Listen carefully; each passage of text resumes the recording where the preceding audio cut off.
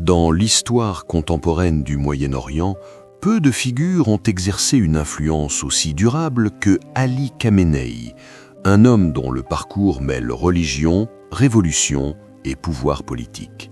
Né en 1939 dans la ville sainte de Mashhad, au nord-est de l'Iran, il grandit dans une famille modeste mais profondément religieuse. Mashhad abrite le sanctuaire de l'imam Reza, 8e imam du chiisme, et constitue l'un des centres spirituels majeurs du monde chiite. Son père, Javad Khamenei, est un religieux respecté d'origine azérie, tandis que sa mère, Khadijeh Mirdamadi, appartient elle aussi à une famille de clercs. Malgré leurs racines religieuses, la famille vit simplement, et le jeune Ali grandit dans un environnement austère où les ressources sont limitées. Très tôt, il développe cependant une curiosité intellectuelle qui dépasse le cadre religieux traditionnel.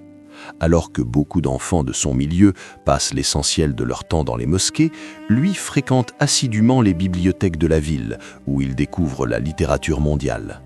Il se passionne pour des auteurs comme Victor Hugo, Balzac ou Tolstoï et dira plus tard que Les Misérables représentent pour lui un véritable miracle littéraire.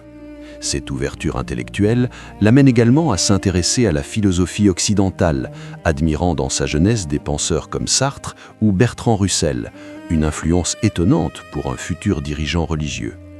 Son éducation commence très tôt.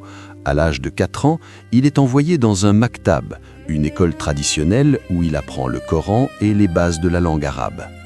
Il poursuit ensuite ses études religieuses à Mashhad avant de voyager dans plusieurs centres majeurs du chiisme. Il passe notamment par Nadjaf, en Irak, l'un des plus anciens centres d'études théologiques du monde chiite, puis s'installe à Qom entre 1958 et 1964, ville qui constitue le cœur intellectuel du clergé iranien. C'est là qu'il suit l'enseignement de grands religieux, notamment l'ayatollah Hussein Tabatabai Boroujerdi et surtout Ruhollah Khomeini, dont la pensée politique marquera profondément sa vision du monde. La rencontre avec Khomeini en 1957 constitue un tournant majeur dans sa vie. À cette époque, Khomeini s'oppose ouvertement au régime du Shah et critique les réformes modernisatrices jugées trop occidentales. Le jeune Ali est profondément influencé par ce discours qui associe religion et révolution politique. Dans les années suivantes, il continue de développer ses connaissances religieuses, tout en fréquentant les cercles intellectuels de Mashhad, où il rencontre des penseurs influents comme le sociologue Ali Shariati ou l'écrivain Jalal Ahmad, tous deux critiques du régime monarchique. Dans ces milieux, les idées islamistes radicales se mêlent parfois au courant de gauche révolutionnaire, partageant un même rejet de l'influence occidentale et de la domination américaine dans la région. Ces débats façonnent progressivement la pensée de Khamenei, qui adopte une vision théocratique et révolutionnaire de l'islam politique. Dans les années 70 et 1970, son opposition au régime du Shah devient plus active. Il participe à des réseaux clandestins de religieuses et d'intellectuels opposés au régime monarchique et s'engage dans la diffusion des idées révolutionnaires inspirées par Khomeini. Cette activité attire rapidement l'attention de la SAVAK, la redoutable police secrète du Shah, qui l'arrête à plusieurs reprises. Au total, il est emprisonné ou exilé à 6 reprises au cours de cette période. Malgré ces pressions, il poursuit son travail intellectuel et religieux, donnant des cours d'interprétation du Coran et publiant clandestinement certains écrits, dont un ouvrage intitulé « La pensée islamique dans le Coran », diffusé sous pseudonyme afin d'échapper à la censure. En parallèle, il développe une production intellectuelle importante, écrivant des textes sur la culture, la religion et la société islamique, tout en traduisant les œuvres du penseur islamiste égyptien Seyyid Qutb, dont l'influence est considérable dans les mouvements islamistes du XXe siècle. Khamenei se distingue également par ses talents littéraires. Il écrit de la poésie sous le pseudonyme Amin et participe à des concours poétiques dans sa jeunesse.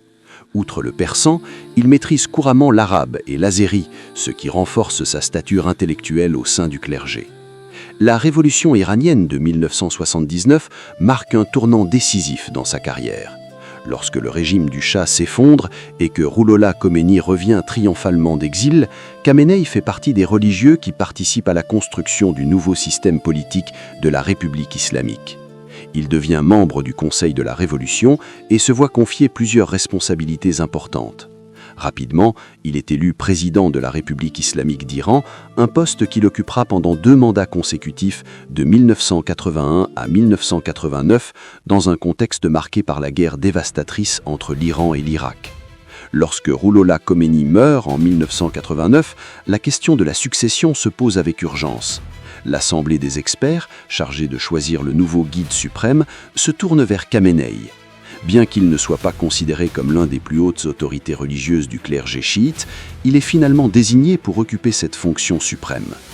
Au fil des années, il consolide son pouvoir, s'appuyant notamment sur les Islamic Revolutionary Guards, qui deviennent l'un des piliers du régime et étendent leur influence dans l'économie et la sécurité nationale. Sous son autorité, l'Iran renforce son influence régionale et affirme son rôle dans les grandes rivalités géopolitiques du Moyen-Orient. Durant plus de 30 décennies, il restera la figure centrale du système politique iranien, supervisant les grandes orientations stratégiques du pays et incarnant la continuité de la révolution islamique initiée en 1979. Son parcours, marqué à la fois par la foi religieuse, l'engagement révolutionnaire et l'exercice du pouvoir, en fait une des figures les plus influentes et controversées de la politique contemporaine au Moyen-Orient.